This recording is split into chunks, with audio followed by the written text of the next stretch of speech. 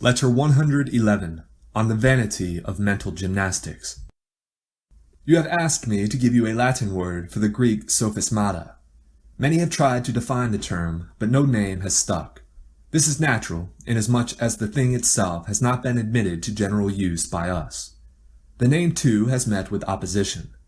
But the word which Cicero used seems to me most suitable. He calls them cavillationes. If a man has surrendered himself to them, he weaves many a tricky subtlety, but makes no progress toward real living. He does not thereby become braver or more restrained, or loftier of spirit. He, however, who has practiced philosophy to effect his own cure, becomes high-souled, full of confidence, invincible, and greater as you draw near him. The phenomenon is seen in the case of high mountains, which appear less lofty when beheld from afar, but which prove clearly how high the peaks are when you come near them.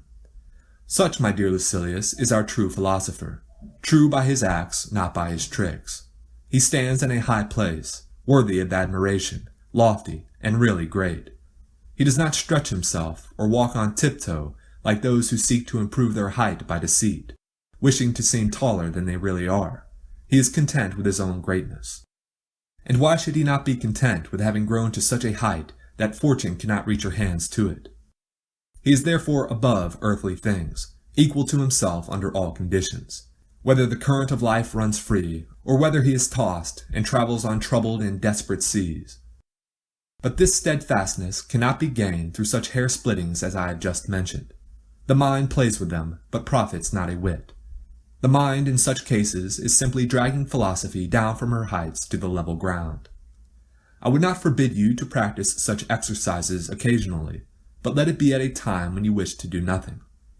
The worst feature, however, that these indulgences present is that they acquire a sort of self-made charm, occupying and holding the soul by a show of subtlety, although such weighty matters claim our attention, and a whole life seems scarcely sufficient to learn the single principle of despising life.